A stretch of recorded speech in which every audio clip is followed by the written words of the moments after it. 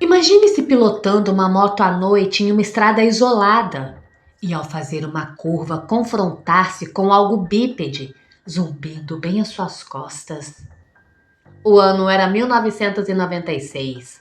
A TV e os jornais estavam histéricos, você se lembra? Jaime viveu essa experiência no Paraná e contou pra gente, para que fique claro de uma vez por todas, que aquilo não era apenas sobre vender notícias. Escutem só o relato dele. Olá, meus amigos. Meu nome é Jaime e tenho 51 anos de idade. Sou dono de um pequeno comércio aqui na minha cidade. Quando esse fato ocorreu, eu ainda estava começando nos negócios que eu tinha adquirido recentemente. Peguei uma revenda de botijões de gás e pretendia expandir aquele negócio. Como meu filho Elton, que hoje ainda trabalha comigo, era só um menino naquela época, minha esposa Ana e eu tínhamos de cuidar de tudo sozinhos. Administrar um negócio pequeno pode parecer fácil, mas eu garanto que não é. Temos que cuidar de tudo, repor as mercadorias, pagar as contas e ainda manter a ordem da família. É algo muito extenuante. O que mais dificultava, no entanto, eram as entregas de gás e água que eu fazia com a velha moto que tinha.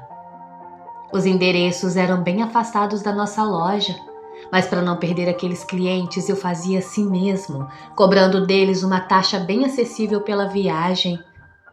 Nesse meio tempo, minha esposa cuidava do balcão, fazia contabilidade e verificava o que estivesse faltando. Apesar do cansaço, conseguimos levar o negócio em frente. Afinal, era dali que tirávamos o nosso sustento. Naquela época, a mídia sensacionalista alardeava por todo o país os ataques perpetrados contra rebanhos e criações. Faziam-se todos os tipos de conjecturas mais absurdas. Falavam que o misterioso predador atacava, matava e desaparecia sem deixar vestígios. Falavam-se alienígenas ou então algum fruto de experiência militar que havia escapado de algum laboratório clandestino. Até em lobisomens e vampiros se falava. Enquanto os mais céticos atribuíam os ataques a animais selvagens, como onças ou jaguatiricas, a imprensa deu o emblemático nome àquela criatura, o misterioso chupa-cabras. Eu, atolado de trabalho, não dava a menor atenção aos besteróis da TV, nem às descrições das supostas testemunhas malucas que queriam ver os mais diversos monstrengos. Para mim era tudo uma grande histeria coletiva.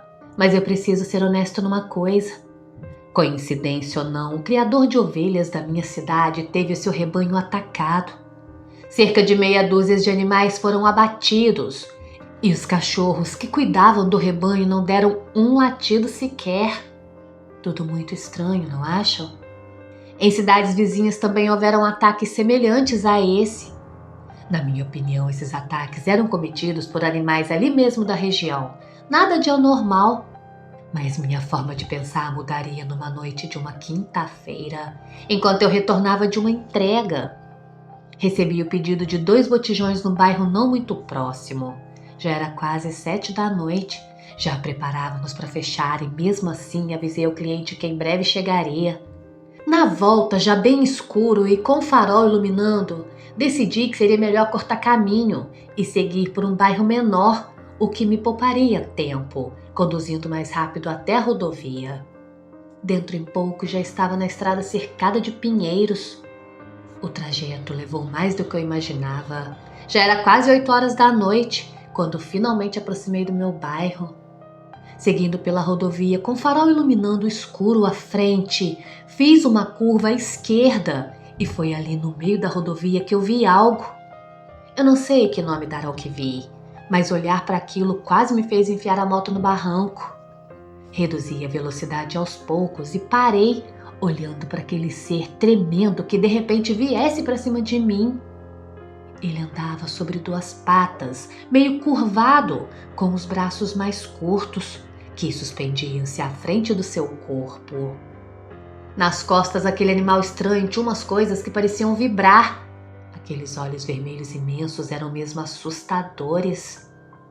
Saindo da paralisia, pelo meu desespero, tentei virar a moto no sentido contrário, Mas nesse momento a criatura saltou para frente e desapareceu no meio do arvoredo, vibrando com aquele som terrível. Peguei a moto e saí dali o mais rápido que pude. Em casa, comentando com a minha esposa sobre aquele ocorrido, ela ficou apavorada, pois ao contrário de mim, acompanhava todas as reportagens sobre os chupacabras. No dia seguinte, soube por um cliente ali da loja que um rebanho da região ali do interior do Paraná tinha sido atacado. Preferi não espalhar o que tinha visto, para não parecer oportunismo, mas é claro que mudei meu modo de pensar. Talvez existam sim coisas por aí que nossos olhos veem e não são capazes de explicar. Meu nome é Leíse Rezende, se você ainda não me conhece, se inscreva no nosso canal. Ainda estou um pouquinho resfriada, por isso que a voz está fanha e às vezes está falhando um pouco, mas eu já estou bem melhor do que estava. Eu vou contar agora para vocês uma história de outro inscrito, que aconteceu no interior de Minas Gerais. Bora para a história dela? Olá, Leíse. Me chamo Érica, sou de uma cidade do interior de Minas Gerais. Uma curiosa quando o assunto é o sobrenatural e suas decorrências. Bom, o relato que envio aqui é da minha mãe. Desde sempre ela gostava de estar entre amigos e sair para tudo que era banda. Morávamos na zona rural de São José do Acácio, uma cidade pequena e afastada. Um dia em questão, ela e uma amiga e outros amigos que moravam um pouco mais distantes que as duas foram para a igreja. Aconteceria uma celebração, pois era Semana Santa. Ao final da mesma, saíram para a rua com um boneco. Ela disse que corriam com ele atrás das pessoas brincando, depois batendo com o mesmo. Para eles, o tal boneco representava Judas. Ela conta que a intenção naquela noite era, na verdade, me deixar com uma amiga dela e ir para a igreja com meu pai e os amigos para tal celebração. Mas no fim acabaram indo as duas e eu fiquei com meu pai e um outro rapaz que frequentava a nossa casa. Saíram da cidade bem próximo das 9 da noite e pegaram a estrada rumo à nossa casa. Foram conversando e rindo, acostumadas com aquele trajeto. Naquela época a lua iluminava tudo e ajudava muito. Quando chegaram na casa dos outros amigos, as duas se despediram e seguiram caminho.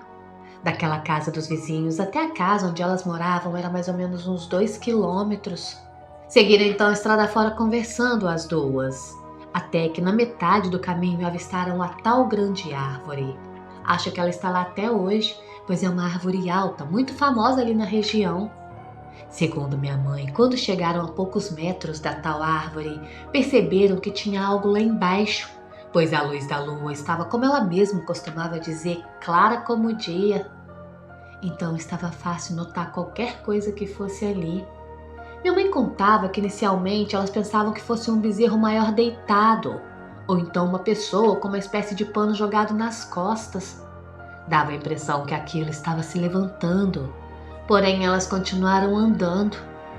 Ela disse que passaria por aquilo sem problema algum e que seguiria rumo para casa.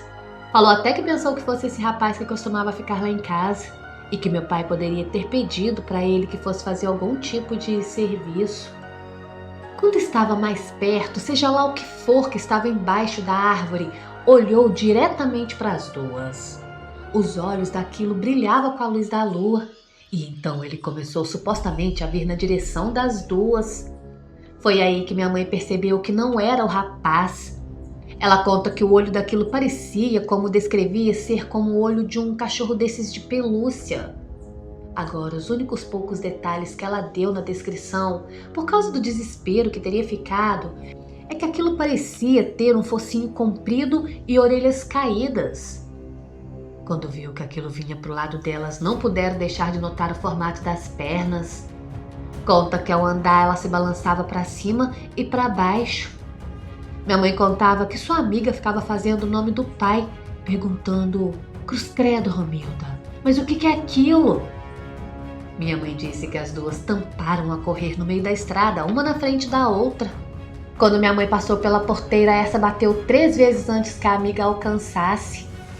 Assim que atravessou, ela correu gritando e chamando a atenção de todo mundo, inclusive o rapaz que a minha mãe achava que estava lá debaixo da árvore. Foram todos até a estrada onde elas tinham visto aquilo. mas não havia mais nada lá. Meu pai ficava dizendo que podia mesmo ter sido um bezerro apenas, mas a minha mãe e a amiga batiam o pé que não. Por falar em bezerros, ela conta que naquela noite, os animais da fazenda em que ela morava, assim como todos os animais da região, estavam extremamente quietos, como se algo de fato os incomodasse. Tudo isso aconteceu na nossa cidade no ano de 1996. 2 anos depois nos mudamos para Tocantins e nunca mais tivemos nenhuma situação parecida. Só para constar, naquele ano haviam muitas especulações na televisão sobre criaturas sobrenaturais que estavam aparecendo no Brasil. Vocês se lembram disso? Um abraço para todos vocês.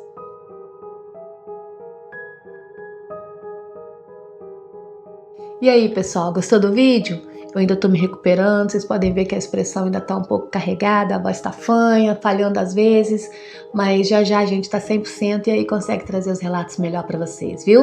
Eu não podia deixar de contar essa história porque logo logo a gente vai ter que apagar os conteúdos lá do Fatos pra poder pedir a monetização de novo. Tá chegando o dia e eu conto com vocês mais uma vez pra gente subir o canal. Deixa seu hype, comente, compartilhe, divulgue nos grupos, chama a galera para ouvir nossas histórias. Vou deixar o link aqui para você mandar sua história, viu? Vou adorar contá-la aqui no canal. Um beijo para todos, fiquem com Deus e até a próxima história.